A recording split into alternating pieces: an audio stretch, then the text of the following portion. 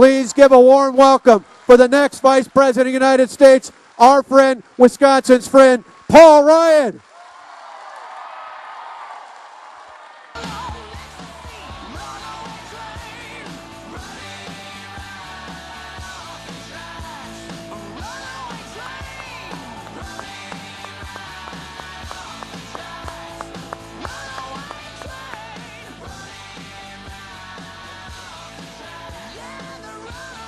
Thanks, buddy. Hey, everybody, how you doing? Wow, look at that. Hey. Hey, everybody.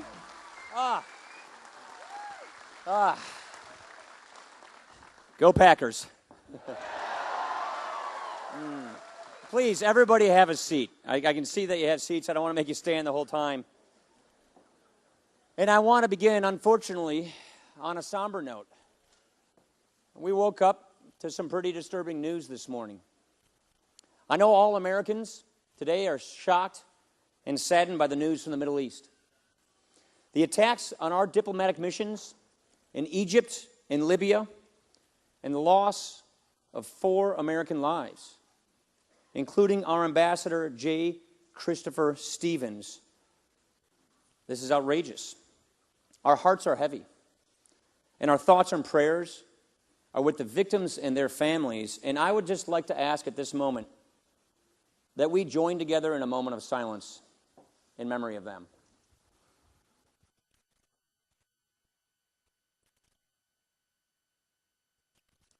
Thank you. This is a time for healing. It's a time for resolve. In the face of such a tragedy, we're reminded that the world needs American leadership. And the best guarantee of peace is American strength.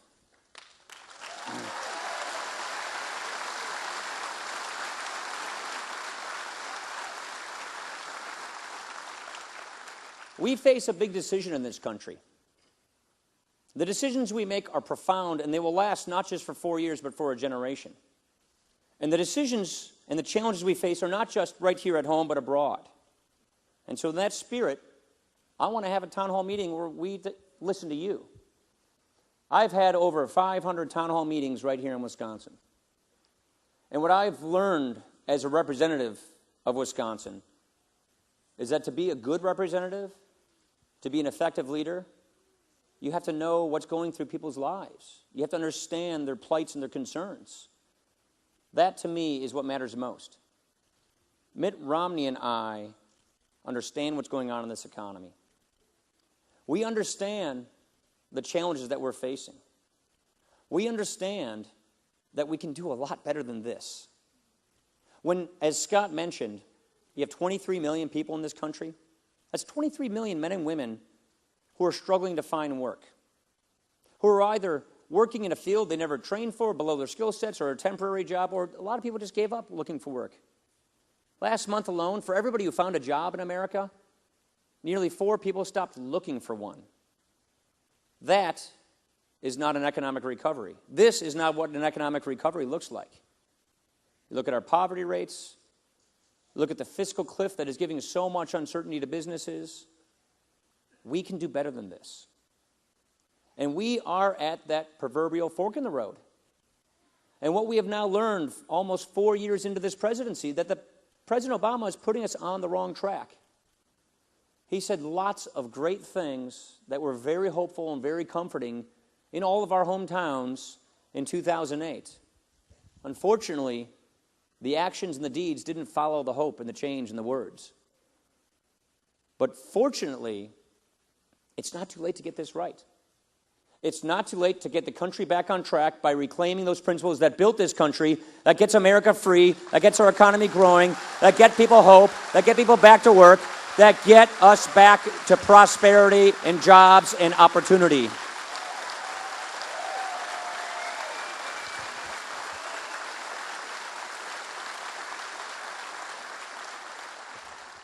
All the more reason. The ugly reminders this morning by turning on our TV and seeing what's going on around the world. All the more reason why we need leadership. That is why I'm so proud to stand with a man like Mitt Romney. This is a man who, when you look at the living example that he has placed in his life. A man of charity, a man of faith, a man of integrity, a man of accomplishment, a man of skill and experience, turning around the Olympics when his country called, starting businesses, turning around failing businesses, creating tens of thousands of jobs. I'm proud to stand with a guy who knows that if you have a small business, you built that business.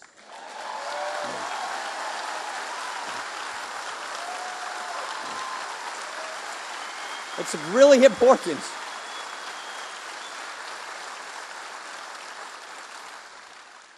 And of all the time when we need executive decision making, when we don't need any more finger pointing or blaming others or preying on the darker emotions like envy and fear and anxiety, we need leadership. When this man was governor of Massachusetts, unemployment went down, family household income went up. He presided over an increase of the credit rating of his state. Under President Obama, we've had unemployment above 8% for 43 months. Family household income on average has gone down $4,000. And we've had the first downgrade of the United States credit in our history, and another one is threatening to come. That's not leadership. And so what I would like to do is just have a conversation. I want to hear from you. Get your feedback, get your opinions, get your questions, and let's just have a good conversation, because that is how Americans fix things. We talk to each other, we understand each other, and therefore that is what representative government is all about. And I just want to punctuate it with this. There are a lot of principles that built this country: freedom, free enterprise, liberty, self-determination, but one that is tantamount, one that is imperative. The government works for us and not the other way around. Government by consent of the governed is a driving principle that we will restore in this country. So let's get on with it and let's have a conversation.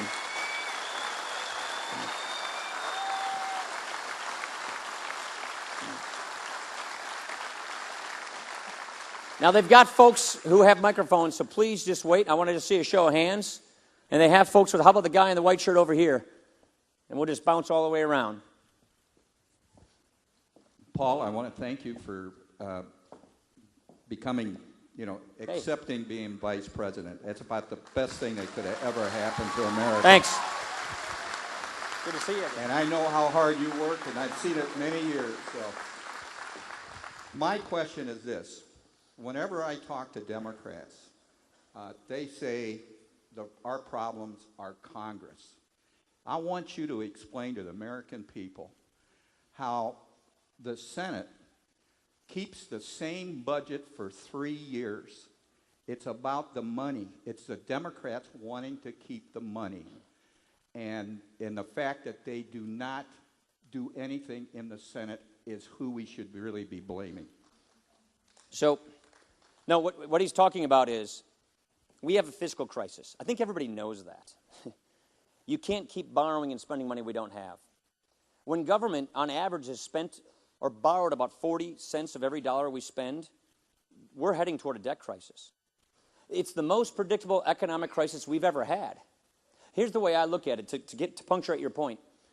I remember 2008 and the economic crisis that ensued like it was yesterday. I remember the Treasury Secretary and the Chairman of the Federal Reserve coming to Congress hyperventilating at about a possible crash and Great Depression. We remember that thing caught us by surprise. Now that we look back on it, Fannie Mae and Freddie Mac and the housing bubble, and we can look back at all the Wall Street stuff, but that crisis caught us by surprise. Here's the way I would ask the question. What if, knowing it was coming, what if your president, your senator, or your congressman saw that economic crisis coming, where trillions of dollars of wealth from retirees was vanished, millions of people sent out of work still to this day because of it? What if your elected representatives saw it coming? What if they knew it was going to happen? What if they knew why it was going to happen? What if they knew what they needed to do to prevent it from happening, and they had the time to do it, but they decided it just wasn't good politics? They decided not to do it because it just wasn't good for their political futures. What would you think of them? That's exactly where we are today. We see this coming. We see a debt crisis on our horizon. We know that if you follow what Europe is doing, you'll get the same results. And here's the bitter problem. They call it austerity. What it means in Europe is current seniors are seeing their retirement and health benefits slashed. They're cranking up their taxes, and young people coming out of school in Europe have no opportunities. They're entering another recession. Politicians, and in this case, both political parties, politicians have been making empty promises to voters to get reelected all over the world and in America. And pretty soon, those empty promises become broken promises if it becomes a crisis or a debt crisis. Our job, our moral imperative, our obligation to you, our fellow citizens, is to prevent that from happening. What we want to do is stop a debt crisis, get economic growth and opportunity revived in this country, and make sure that the promises that are made to my mom, Betty, who's over here, who's been on Medicare for over 10 years. I won't tell you exactly how many years, more than 10 years. But people were made promises. They based their retirements on these promises. It's our first priority to make sure the government can keep those promises. But if we have a debt crisis, then that may not be the case. And so our job is to make sure that we can keep the promises that have been made to people. And those of us who are younger, who know these programs will not be there based on where we're going now, we need to reform them for the next generation so that we can bank on them. And the problem is, there is a fundamental lack of leadership in Washington on this. Now, the House of Representatives, we've led and passed 2 budgets that fix this problem, that get us on a path to balancing the budget, that pay off the debt, that grow the economy, that keep the promise of Medicare and those programs for our current seniors. The president has had 4 chances to fix this. 4 budgets he sent to Congress, none of which bothered to even try to fix this problem. $1 trillion deficits each time, debt getting out of control, never, ever balancing the budget. And what's even worse is that his allies in the Senate, even though we have a law that tells us you have to pass a budget every year. You see, April 15th is tax day for all Americans. It's also budget day for Congress. We have a law that says, got to pass a budget by April 15th. And the Senate hasn't done it for 3 years. They have simply chosen not to lead and not to bother passing a budget. So we're still living under the 2009 Obama budget. Remember what we got from there. That's a fundamental lack of leadership. Mitt Romney is not going to make that mistake. When Mitt Romney asked me to join the ticket, we had a long conversation.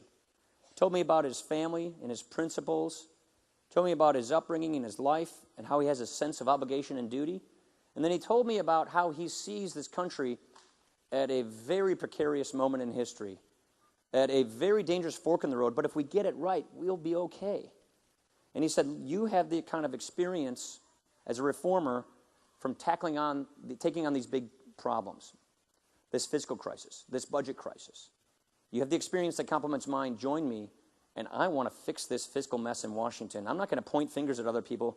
I want to take this on, get this done, get this economy growing so that we can dodge this bullet that is now getting and engulfing Europe. That's the kind of leadership we need. That's why we need real leadership. Anybody here? How about the gentleman right here? What's on your hat? I can't see it. I didn't see it. Oh, I thought that you're a Bronze Star winner. Thank you very much for your service to our country, sir. Thank you.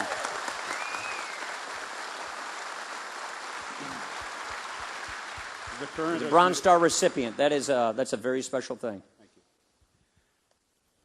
you. The current administration seems to have more time to play golf than listen to their national security briefings. The president has more time to prepare for a comedy show than he does to meet the ambassador or the administration from Israel when they're in country. Our embassy, our ambassador has been slaughtered, and part of his staff has been slaughtered, and 2 embassies overrun this morning. How would the Mitney-Ryan administration do things differently? First of all, peace through strength works. That is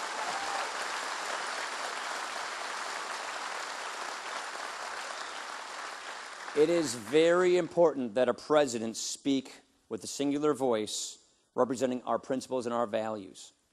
We don't want people around the world wondering what our values are. We believe in individual rights, and particularly in the Middle East, we believe in women's rights. That's very important. We believe in plurality, tolerance, religious freedom. So it's important that people know who we are and what we believe in and the values we're going to stand up for. That's point number one. But point number two, if you show weakness, if you show moral equivocation, then foreign policy adventurism among our adversaries will increase. We do not want a world climate where our adversaries are so tempted to test us and our allies are worried about trusting us.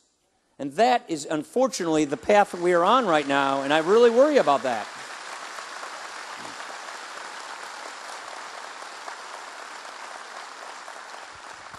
This is my 14th year serving in Congress. That means I started before 9/11. That means I've been involved in seeing what we've done.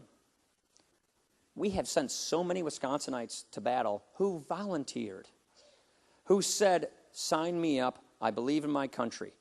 And what we must do, this is really critical. This is a priority I've made just in writing the budgets for our federal government, for our national defense, for our veterans. Our veterans have been made promises. Our veterans' health care is critical. We have a new CBOC, that's been here, community-based outpatient clinic in Green Bay. We put them down in southern Wisconsin. It's very important that we keep the commitments to our veterans so that they know we have their back, because right now they're out there getting our back. That is really important.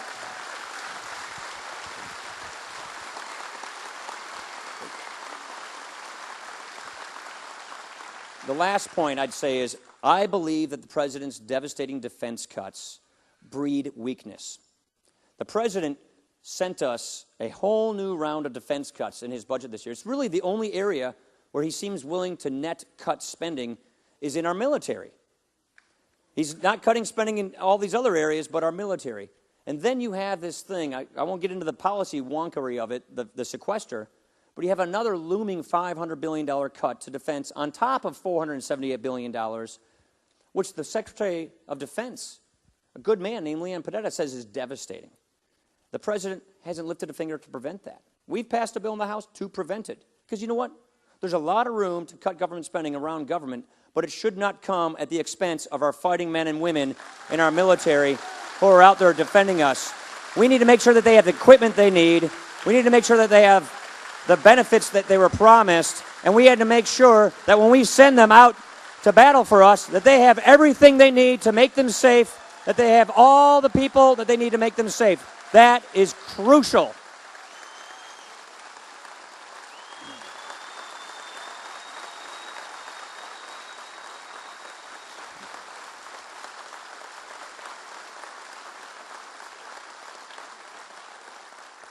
We're familiar with it here in Wisconsin. Look, we've got the littoral combat shits up at Marinette. Oshkosh is producing all of these great vehicles that are keeping our men and women safe. So these devastating defense cuts, they not only shortchange our troops, they not only make it harder for us to make them safe and complete their mission, but they send a signal to our adversaries in the world that we're retreating, that we're weakening. That's a temptation that many can't resist. Peace through strength works, and a Romney administration will embrace the peace through strength doctrine. Maybe back here. How about it? Is there a mic over here? Is there a microphone person over here? I can't. Okay, we'll get a microphone person over here, and then I'll say, yeah, no, don't worry, buddy. I just want to make sure you can get it. Do you have a mic? Here comes somebody. The tall guy in the blue and white shirt with the chops. Yeah, looks good, man.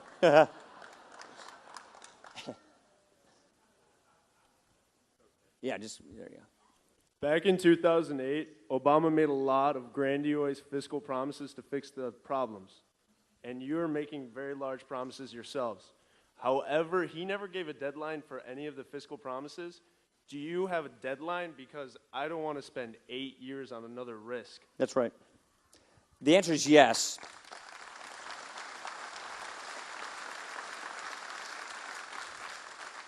And it's called a budget. We're going to have one, we're going to pass it, and we're going to do it on time because there's an actual deadline in law. That's what we're doing. Mitt Romney has already put out more details, more solutions on how to get this economy turned around, on how to get this debt and deficit under control than this sitting president of the United States has. Now, we've put it right out there on paper.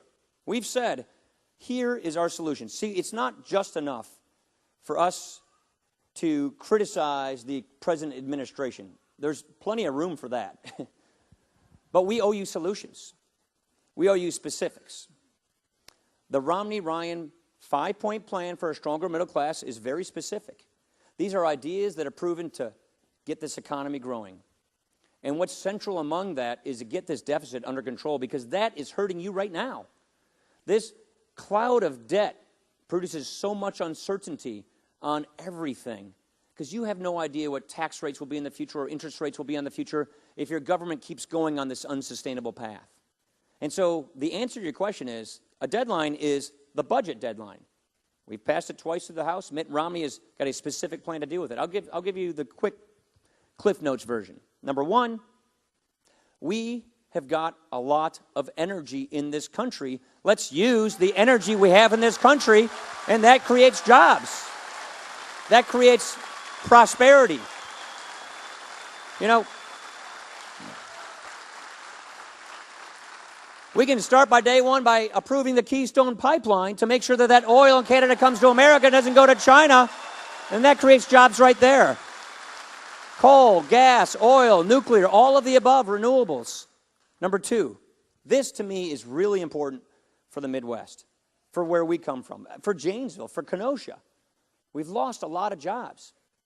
A lot of people in our communities, personal friends of mine, people I went to high school with, people I grew up with, people I worked out at the Y with, they thought they'd had the same job for most of their lives, just like their parents did.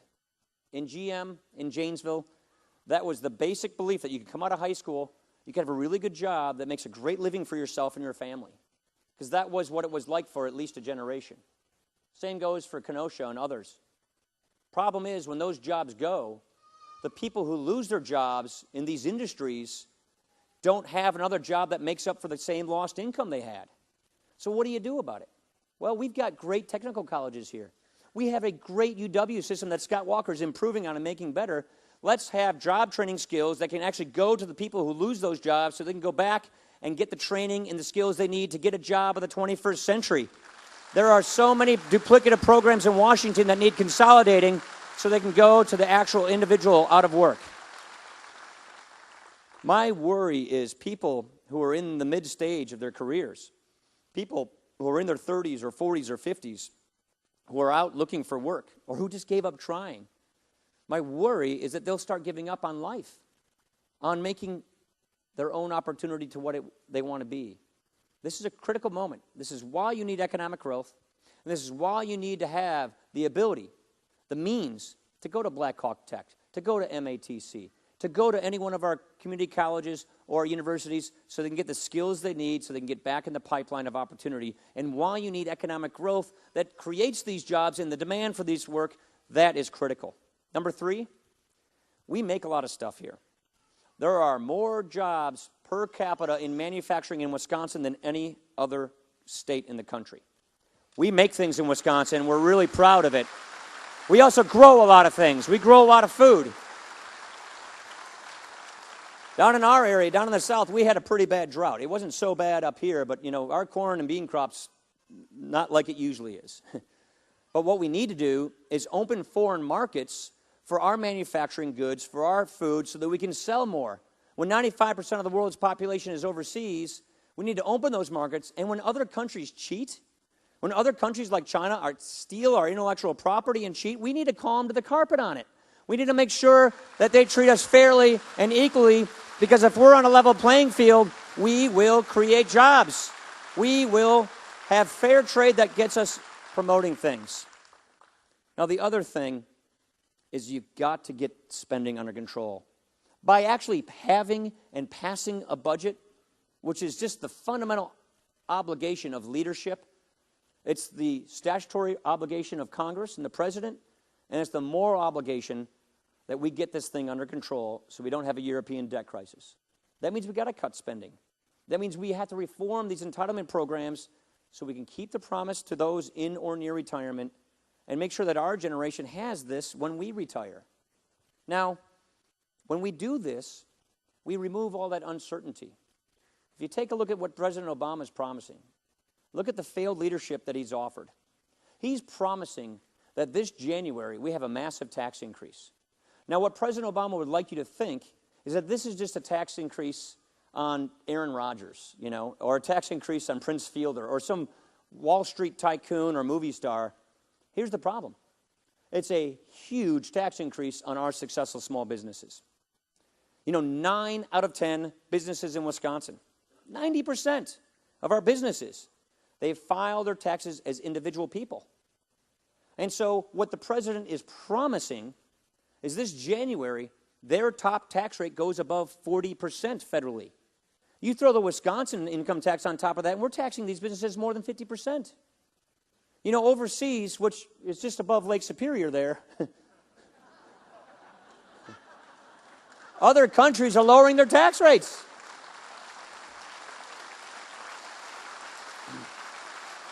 It's close.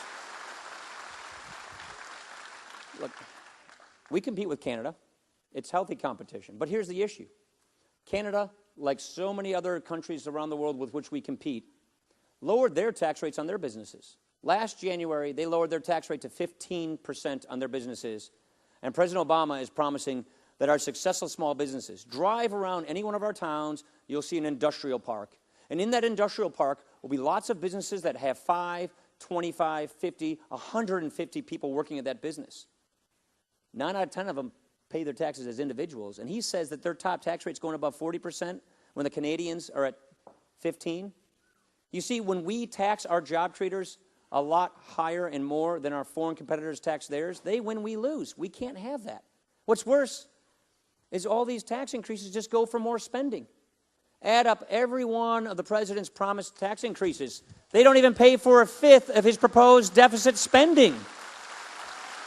This idea of taking more from businesses and families to spend in Washington doesn't work.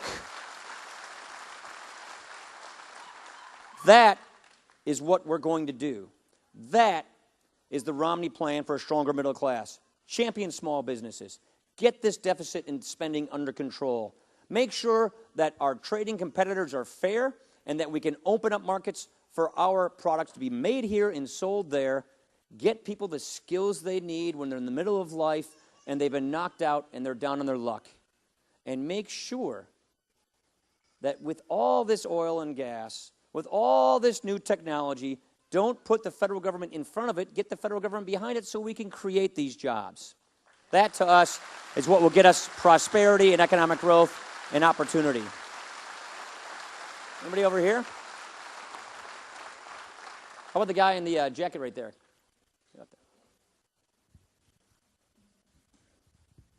Hello, Congressman. My name is Bob Pointer. My daughter says you're a pretty good guy, by the way.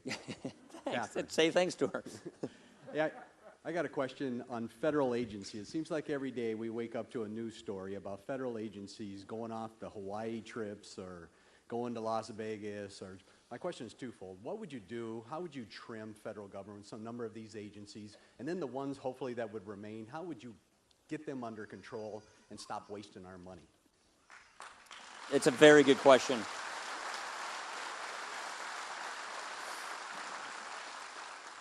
I'm going to be talking to a young woman from Appleton shortly after this who's been talking about this issue for a long time. Her name's Greta Van Susteren. You ever heard of her? Yeah. She's focused on this like a laser beam.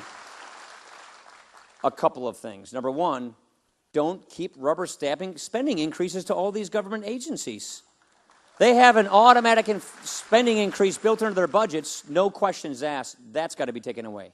Number two, we just have to cut spending on federal agencies. I just got to tell you, the kind of increases they've gotten over the last 4 years.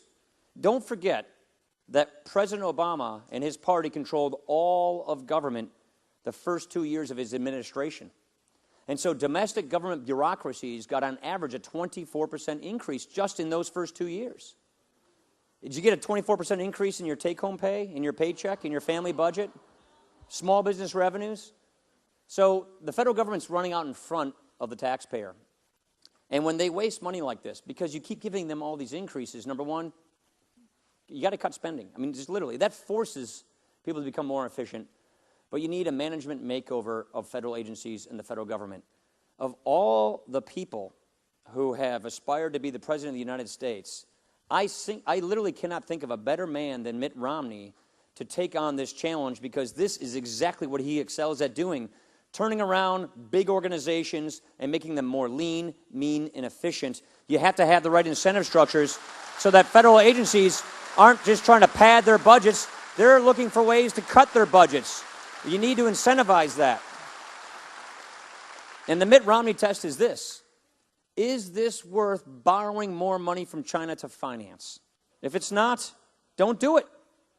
So that's the other problem we have.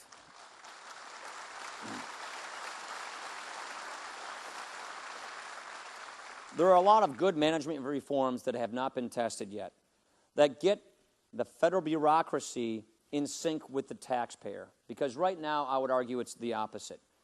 OPM, Charlie Sykes says this all the time, other people's money.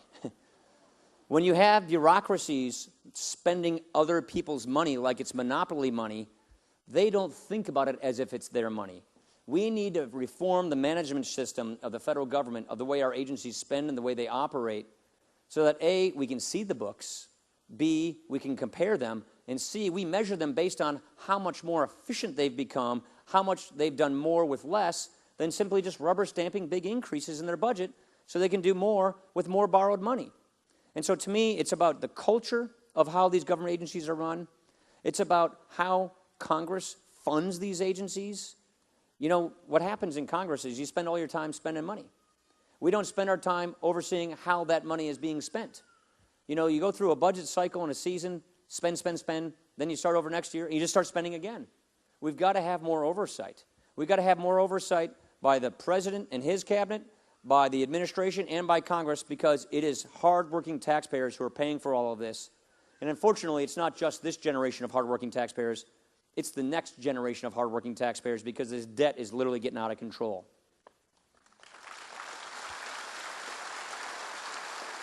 How about the guy in the sunglasses there? Bill Rank, brilliant. In 2008, we had a fella that snuck into the White House that said he's going to be very transparent. And how, when you get to the White House, how transparent are you going to be? Is that a Shimano? I can't read. Oh, sorry, I don't want to read it. Yeah. I was just trying to read the logo. I'm a big fisherman, so I couldn't tell. This is critical. Here's the problem. When people go out there and say they're going to do all these things and then they don't do it, you break the covenant with the people that got you elected in the first place. I mean, look at all the broken promises we've heard from President Obama to date. He was going to cut the deficit in half in 4 years. Nowhere close. If we just passed the stimulus legislation, unemployment would never get above 8%. It's been above 8% for 43 months. And so transparency obviously is key, but what we want to do is open the books to the federal government. The Pentagon hasn't even been able to pass an audit. That's ridiculous. So to me, you need to have the kind of management reforms we were talking about so that you have total transparency, so that the taxpayer themselves can see where dollars are going. And the other problem we have is we have so much redundant programs.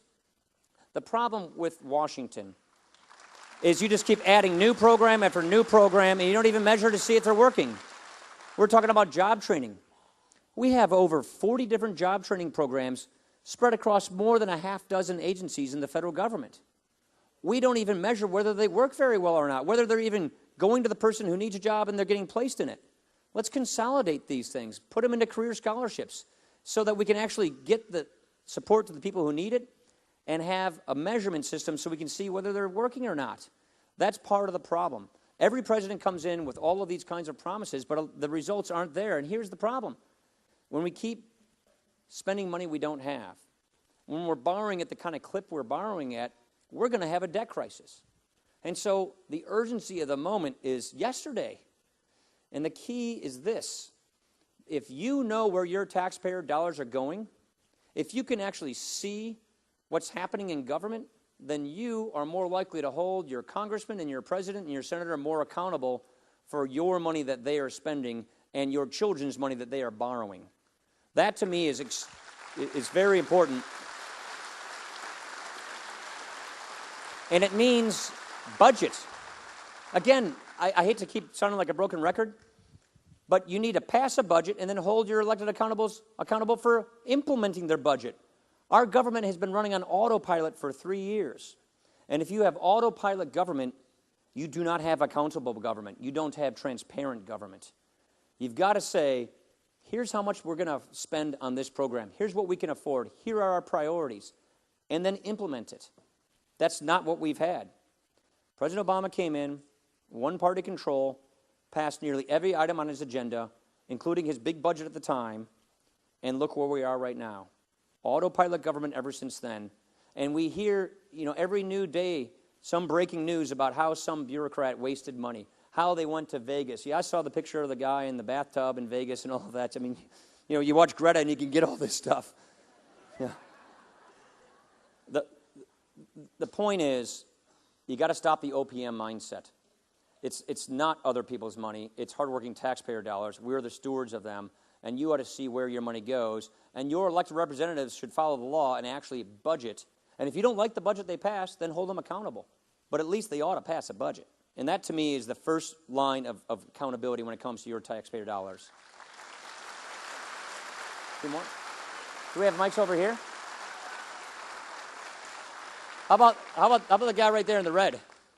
Wait for the mic. He's going to come to you. Congratulations on accepting the nomination. I have a question concerning the Federal Reserve. What can Mitt Romney do and what can Paul Ryan do to stop QE1, to stop QE2, to stop devaluing our dollar? Well,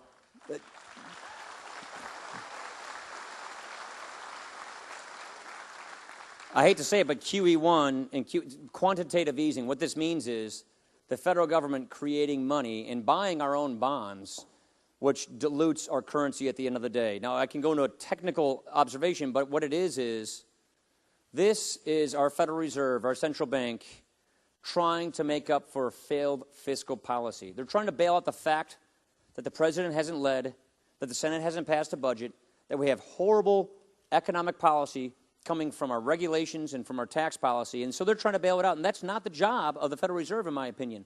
And so QE1 and QE2 are kind of gone. Those are already done. Now they're talking, actually today and tomorrow, they call it the Federal Open Market Committee. The Federal Reserve is meeting today, and they're going to be discussing whether they do more of this money creation. And what it is the federal government is creating money in one hand to buy the bonds that are being issued by the Treasury in the other hand to try and keep interest rates low. Interest rates are exceptionally low. They've been low for a long time. And Mitt and I believe that this will, in the end, do more harm than good. That the benefits of all this money creation and quantitative easing are overweighed by the costs of doing so. Here is what is essential for the Federal Reserve for our monetary policy. 2 words: sound money. We need sound money. We need to know that our currency is going to be a reliable store of value, that the dollars you have in your pockets will buy a dollar's worth of good tomorrow and 10 years from tomorrow. And when the federal government and the Federal Reserve engages on these kinds of policies, they have to be mindful of making sure that our prices are stable. There are a lot of things the government can do to hurt people. One of the insidious things government can do is to debase our own currency.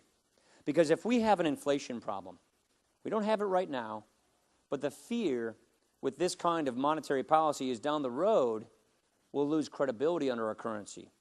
We'll have inflation down the road. And here's what happens when that happens. You lose your purchasing power. If you're living on a fixed income, if you retire, I just talked to a couple of retired teachers who retired in the Milwaukee suburbs, one in Hales Corners and one in Franklin, and they retired up in Sturgeon Bay. Now, my guess is when they set their retirement up, they had a fixed income that they based their living standard on. They have a budget. They're in their golden years enjoying life.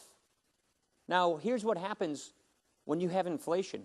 Here's what happens if your government mismanages the management of your currency. This inflation wipes out your living standard. The dollars you base your retirement on don't buy as much as you thought they would when you base your retirement on them. That is something that the government, and only the government, can do. And so it has to do it well. And so you need to make sure that our federal government, the one agency of government in charge of our currency, the Federal Reserve, has to mind price stability. And their goal is to make sure that our currency is stable, because a necessary precondition for economic growth, in order for the economy to grow, in order for people to take risks, in order for people to look at that investment horizon and wondering whether they're going to start a business, they need to know that their money is still going to be good. They need to know that the price is still going to be there.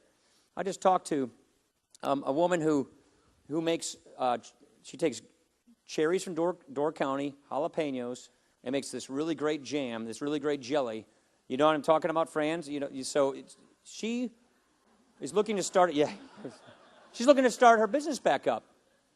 But if you're gonna take risks, if you're gonna buy, a kitchen and start doing all of this, you need to know that you can sell your good at a price where you can recoup your costs into profit. You're not going to take all this risk unless you know that it's a risk worth taking. And if your currency is undermined, if your government keeps borrowing, if your government keeps printing, if your government keeps regulating like it is, that's a huge cloud of risk. And so I would say that one of the worst things hitting our economy today is uncertainty. Massive tax increases looming on the horizon.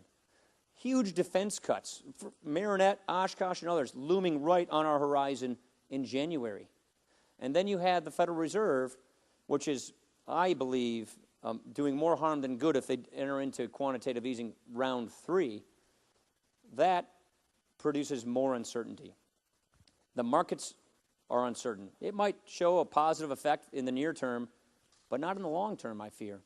And so what we want is a monetary policy where the goal of the Federal Reserve is to focus on sound money, on price stability, making sure that inflation doesn't get out of control. Because if the Fed takes their eye off that ball, then we could have the worst of both worlds. They call it stagflation, high unemployment and inflation. Remember the Jimmy Carter years? We don't want to repeat the Jimmy Carter years. That means we got to get our fiscal house in order, our monetary house in order, our regulatory house in order, and get behind the entrepreneur and the small businesses so that they can create jobs and that they have the certainty they need to do that. One more. Show of hands. I'm looking for any young ladies. How about this lady right here?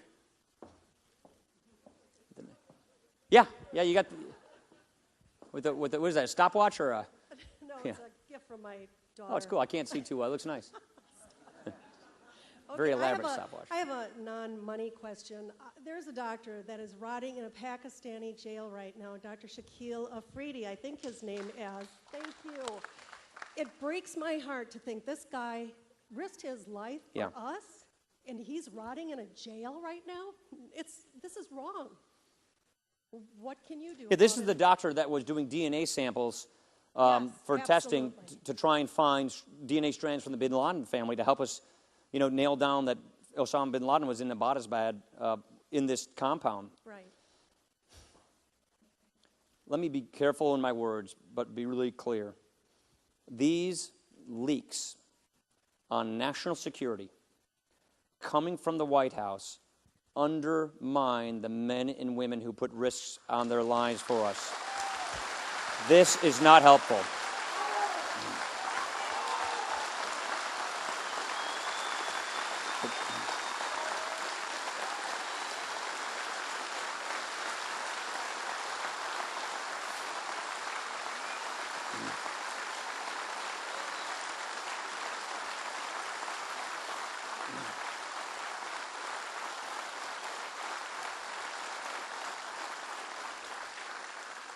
I suppose it could have served some short-term political gain, could have told some nice story. But let's ask this question. If you're a doctor in Pakistan and the American government asks you to help in the future and you see that, what do you think you're going to do? How are we going to get people to help us in the war on terror if this is how we treat our allies in the war on terror? These leaks are not helpful. They're counterproductive.